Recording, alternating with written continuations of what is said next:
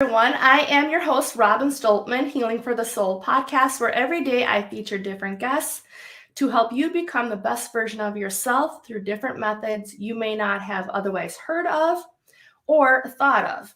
And I know there's a lot of different things that I haven't thought of or heard of myself. So today I have my guest, Teresa Moerer, on the show talking about Experi-Age. So let's get started. Thank you, Teresa, for being here. I really appreciate you taking time out of your busy schedule and day to be a guest. I appreciate it. Well, thank you. Thanks, Robin. It's great to be here. So, Teresa, what is the best way to contact you with your time zone?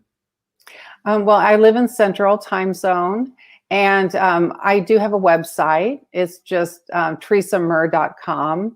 And my email is on there, and you can sign up for, I give like a 20-minute discovery call or a strategy session call. As you can see, as we go through this talk, some questions might arise, or you might have some challenges that you would like to, discuss. So, but that's all on my website. That's awesome. I appreciate that. So then, how long have you been doing this profession? Well, I have been a physical therapist for 36 years, and I've always been in the clinic, so I've had a lot of experience. But the one thing about physical therapy and me was that I'm a very creative person. And, it's just like if you tell me how to do something one way, my mind is always thinking, okay, how can we do this different? So, physical therapy for me was a great healing profession. And that's why I got into it. I love medicine. I love, how the human body works and moves. And I also wanted to help people. I had this compassionate spirit. I mean, some people may not understand that about me sometimes, but a compassionate spirit, and put that together with medicine and came up with physical therapy. So, I did that, but at the same time, I was always searching. So those 36 years I put in, some of it was easy and some of it was, challenging to get through for me personally. But that's kind of what leads us to our next thing in life, I think. I would agree with you. I know I've had physical therapy over the years for many different issues. And one of the favorite things that somebody told me was, well, didn't you know that physical therapy stood for pain and torture? Yeah, I know. And the ailment, it can feel that way, especially when you've got kids like myself and you're trying to move and do different things. So yeah. Yeah. I really respect physical therapists because it's a lot of work. And that's good that you brought up the creativity part of it, because I'm sure you have to be creative in that field anyway, to help people learn different techniques and ways to move. Mm-hmm. That's a great point. Yes. And you do have to be creative. I think a lot of it was just, I felt a little bit stifled, kind of doing the same thing over and over again. And even though every patient's different, but still, I always desired to be creative.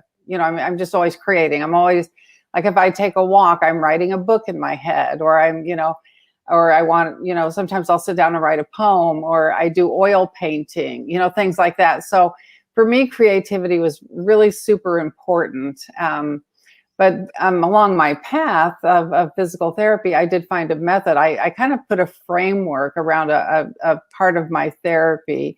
And that's where I'm now pivoting and, going into what I would call kind of my next profession. That's awesome. So then what is the next profession? And who do you like to work with? Well, my next part of my profession is I'm an author, coach, and speaker and consultant. I wrote the book, The Art of Assisting Aging Parents, and I'll kind of get into that a little bit about the work I did in multidisciplinary group therapy that brought me to this. But I like to work with, for one, caregivers and the aging. I have a program for them. But that program also lends itself to people that just want self-development, for themselves or their group, like even their family or the group they work with, or if they have a business. My program, and I will get into this, but it helps you become, the highest version of yourself. And that does include being creative. And, I would help people take risks, have a flexible brain. I'm all about building the body, brain, and spirit. And I think that my take on this is from being a physical therapist. That's my background. Some people have other, different backgrounds, and they have a different way of teaching people how to become the best version of themselves. But I have kind of made my own, framework, my own program for this. And in doing so, I help people get that creativity and bring it to life.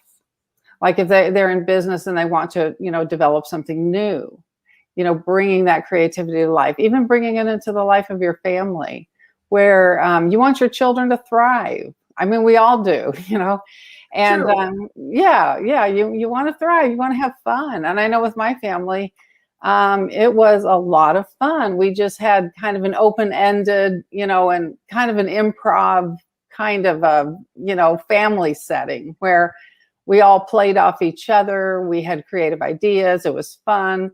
There was always a new idea being brought up and being brought to life, so I wanted to pass that on to other people and show them how I did this and kind of my own way, so to speak. Well, that's really neat because I'm thinking a lot about like the creativity part. Sounds like there's a huge amount of that, which is a huge benefit, being able to help others and then also yourself to think of more ideas. Mm-hmm. So is it more like the older population that you serve then? And, at the same time as, like you mentioned, business owners and you mentioned families to help be not just like the creative part, but also helping them focus on what it is that they want to have. Mm-hmm. Yes. I'd say it's kind of the middle-aged people that want to help themselves, and they want to help their aging parents. Okay. So and you really need to start in middle age, and that's really for everybody, That's what I was wondering, because I'm like, when does that start? Mm-hmm. Like where do you have to start worrying about your parents as they get older? Because I'm like, I don't know what some people consider middle age. Mm-hmm. Yeah. I'd say, 40s and 50s, and your parents could be in their 60s and 70s, and the thing about it is, and it's called cognitive reserve. But if you build your brain, if you build your brain up, during your younger years, you'll have more reserve. And when you get older, you just have more resources in your brain to work from, so to speak, or you have more neural networks, or they're stronger, and you can actually rely on them to get you through your aging years, in better shape, so to speak. I never knew that. That is really interesting. So I'm like, that would make sense to do it while you're younger. So yeah. Yes. That's really, I like that. There's a lot of those things that I'm like, what can I do now to help myself when I get older? But I never, thought about that. I suppose it's kind of like back when they had Sudoku, when that was a huge numbers thing. I remember if you remember that. I was always wondering, like, what does that have to do with anything like when we get older? But then it makes sense for the aging part. You do want to keep your mind sharp to help. Yes, absolutely. So then what is the multidisciplinary group that you mentioned earlier? Okay, yeah. And I found this when I worked in a nursing home in skilled rehabilitation. And basically, I started a job there, and this was about 15 years ago. And they said, we do group therapy. And I had actually never done group therapy before. Maybe I had put two patients together to do an activity, but I had never done group therapy like this. So actually, when we got into this group therapy, we had physical therapy, speech therapists, and occupational therapists together. We get the group of patients together, and then we set up this exceptional experience, which happens to be like an activity. And it could be like a cooking group, or it could be a group where we played games, and maybe we would have a word game while we were challenging their balance. Or one of my groups was a group of painting, and we did a painting. Everybody got up and painted, and we challenged their balance, and we talked about transitions, because I would bring in Picasso as a painter, and how he spent his whole life. He really spent his whole life as an artist, and how he transitioned from one phase to another. And then we bring this back into rehab, saying, you just broke your hip and you're not going to be able to go home. And, this transition is coming up, and how are we going to deal with that? How are we going, and it happens throughout everyone's life and every stage of life, and that's kind of why I call it Experi-Age, because my method and framework is about experiences at every age. And yeah.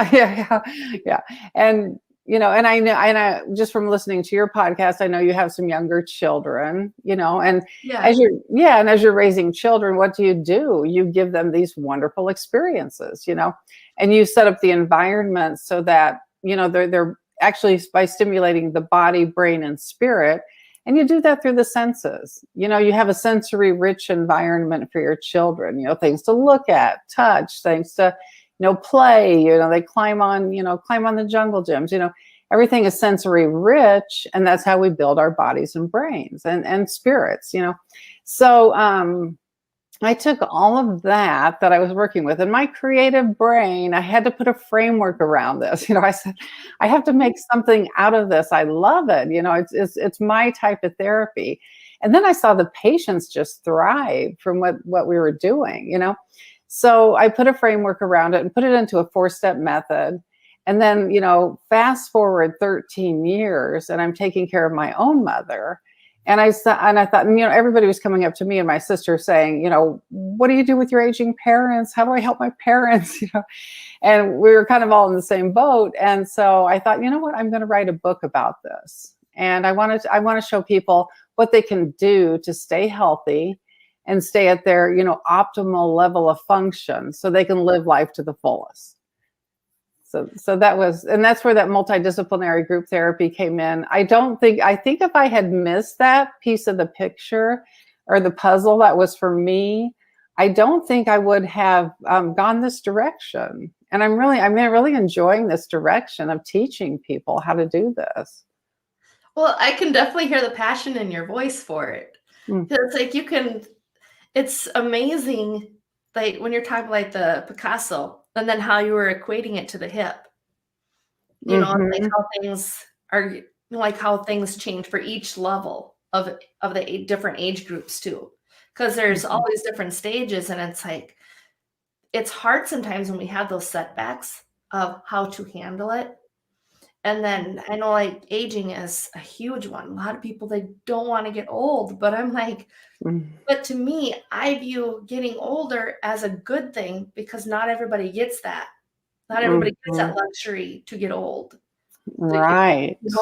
And so me, I'm 35, but I'm like, when I do get a gray hair, I'm going to be like, I finally got one. Because it's like, I can tell you, I've had classmates that have passed, before I have. And so for me, I view aging as a very good thing.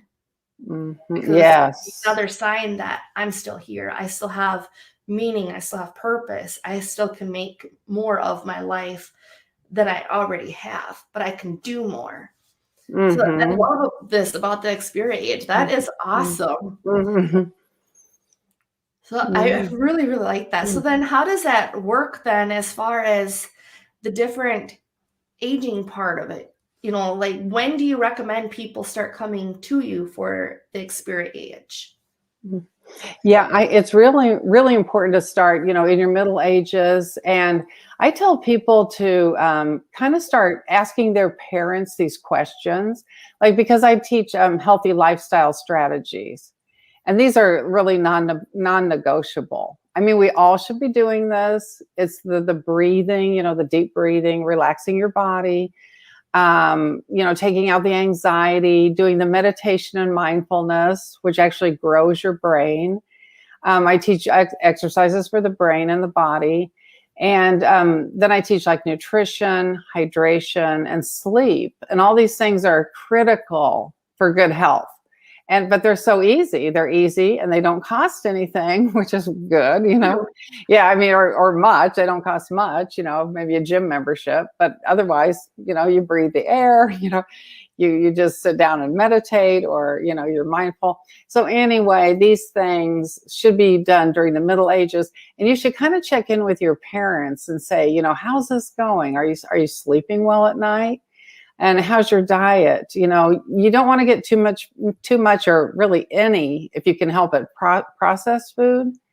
I tell people get rid of the sugar, the flour, the oils, the processed food that actually cause a bad type of inflammation in your body that start kind of destroying your systems. And if you do it long enough, it does lead to chronic illness. So, we all need to start taking care of ourselves and early, and we need to check in with our aging parents, because really, and I think even now more than ever, we will be responsible for taking care of our parents. Things are just changing, and so really, if we get them on a good program early and get them started, and I just tell people, start today. Do something, go out and take a walk, go to your pantry, get out the junk food, whatever. It's just start today with these things. And, I was kind of blessed to be able to help my parents, and I wasn't the sole caregiver. I have a lot of sisters, but I was able to help a little bit. And they are memories and experiences that I am so glad I had. They touched my life in such a deep way that, like you said, the aging process, I'm here to help my parents, and, that's part of my aging process. And it was just a wonderful spiritual experience for me. That is awesome. Like everything as a whole, because I'm even thinking about my own mom and how I've tried to bring a lot of my own skills to her, like the deep breathing and changing her eating habits. Because I'm like, you don't have to have rheumatoid arthritis. You don't have to use these different things. I'm like, change your diet, change different things that you can do. And that's something that I'm working on, because I already know that I test positive for it, but I don't have it in my joints yet. So I'm like, what can I do to change it now so that I don't end up, because it looks horrible when I look at her fingers, and she still crochets. I mean, like, I just see that and I'm just like, I don't want that. So it's like making that shift now, even though I'm 35, I'm like, I'm going to make the shift now. So I don't end up with that, because it's like, I can't imagine all of that health related issues. A lot of it does come from the food. A lot of it comes from our mindset and how we take care of ourselves. Because that's why I'm glad you brought up about the sleep, about our lifestyle habits, especially like when it comes to food. Because like about the wheat you had mentioned, and then the sugar. That's my biggest thing for a lot of people, though. It's addictive. It is. But it's like finding those tools and those techniques to stop it when you can is huge. Especially like when we get older. So like my mom, she's 56, I think. I don't I got my age and my kids, we're good. But yeah, even like what we're talking about, that makes me excited, because it's something that I'm like, well, hey, here's another person that maybe she can help you, because it's like I've been trying, like I said, different tools, but it's also, do you ever deal with that with parents that, like in my case, for example, I want to help my mom and help her change some of the things that she's used to. So what would you have or say for people like in my situation to help get their parents to change? Because I know it's really easy for the parents to tell us what to do, because we're their child. But it's like, how do you do it the other way? Hmm. Yes, and that is actually in my method. Yeah. I build that into my 4 steps. And the first thing I do is I have you have a conversation with your parents. And I realize some people are so busy right now. They're raising children, they have a job, marriage, they have a social life. And I say, if you only have 5 minutes a week and you can ask your parent one question, just go for it. Start the conversation. And if you have a half an hour to sit down with your parents, these are the questions you ask them, and I have them in my book. And basically, what you're trying to do is find your parents' strengths, because we all do better when we work from our strengths. And basically have your parents tell you stories of when they succeeded in life. Say, if it was at a job, or if it was raising children, or if they were athletic, or whatever it is, have them tell you those things, and then start drawing out, words that describe them, like, well, you persevered, or you had courage, or like my mother was a great writer, and she was so proud of her writing skills, and so we talked about that a lot. And so you find their strengths, and that also leads to uncovering weaknesses. And really, we need to work on our weaknesses as we age, because we can, for one thing, and we can build up our weaknesses, which sometimes people will say, well, I'm just not good at that, or I don't have that talent. And that's just not really true, And, some of the people I work with, they don't know where their body is in space. And, and I can pick up on that. And they're at high risk of falling because they don't know. They're not, they kind of lack some coordination and some balance, but we can work on that. And I see it happen in therapy all the time. 2 to 3 weeks into our working on these exercises, they have already gained maybe even one level of balance, So it's something that that's the first step, is you want to try to find out the strengths and the weaknesses. And then the next step is, bringing out that life vision, because I believe everybody has a life vision. Like, everybody has a purpose. True. Why they're here. And when you can connect to that purpose, and again, it makes you feel good. It's a strength to connect to your purpose, because you are who you are. And the best thing to do is just be who you are. So we just, I say, don't let your parent lose that, because that's what gets you out of bed in the morning. That's what get your feet on the floor, get you up, get you going. And if you have purpose in life, you're going to achieve something, So we take the strength and the purpose, and then we start building some activities around that. And I do, I lay it all out in my book, the 4 steps on how to do this. And like I said, and I don't want anybody to have any guilt around caregiving. So, like I say, if you only have a little bit of time, use the time you have, and again, just get started. And, help, by helping your parents fulfill some of their dreams. Like, maybe you could take them on a little trip. Or maybe they want to go visit a sibling that's halfway across the country. Well, maybe just go do it. Go do it. Go let them experience some of these things in their ending days that, fulfill them, and also just give you some cherished memories. Because once they're gone, you start living on the memories. But if you don't make the memories, they're not going to be there for you when they finally pass away. So I highly encourage this method to start, in the middle age, your middle age, and work through it for several years with your parents. And really, if you get them to their highest level, the work on you is going to be a lot less, because they're thriving, and you can thrive too, because who wants to give up their dreams and goals? I'm building a business at age 60, I still have dreams and goals, and I feel like I'm going to be working for a while because I want to, so yeah. I never thought about my mom's dreams and goals.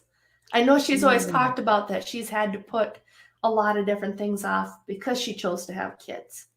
And me, I'm like, I don't see having kids as a hindrance. I'm like, because of my kids, I'm like, this is why I want to do different things. Like this is my why. I want them to have more, and so it's like, I never stopped and really thought about for my mom yet, even though she's older. I'm like, I'm thinking about myself and I'm like, no, right away I thought about the one time she showed me a blueprint. She has the house, she kept it all these years, and she wanted to build a house. And so she's got the blueprint. And I thought, that's something I could do for my mom when I'm able to give her her dream. Because I know that's something that's on my list. That's very nice. I don't have to worry about the house part because at least the blueprint's already there. Yeah, that is wonderful. That part's easy. Yes. Yeah. And that would make her life, really special, to have that. And yeah. I've really enjoyed this conversation. This is really helping me see different things. So what was the name of your book again that you have? So I can write it down and then our audience can too. Okay, sure. Yeah, it's called The Art of Assisting Aging Parents. And it's on like barnesandnoble.com and amazon.com.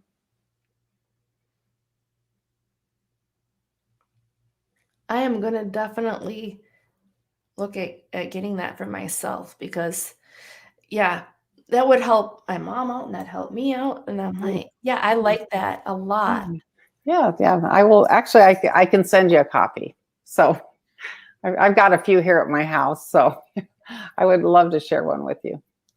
Well, and then I'd be more than happy to let other people know more about your book and be able to give ideas and, tools out of it, to help people. Because it's like, I'm one of the type of people that I'm like, I like to be able to help other people and refer people to other people. That's just how I've always been. But no, I really, really appreciate that because being able to help other people, that's really what it comes down to is being able to help other people.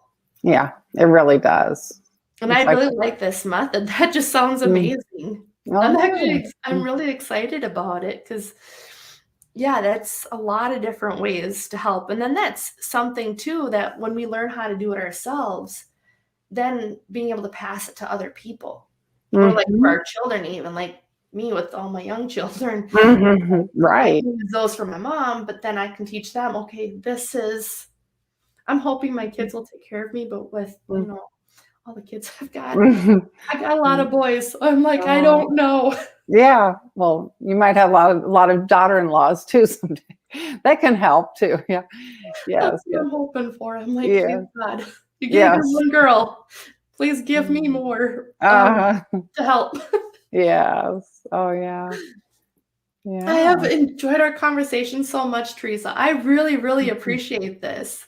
Yeah. So then what was the best way to contact you again with your time zone?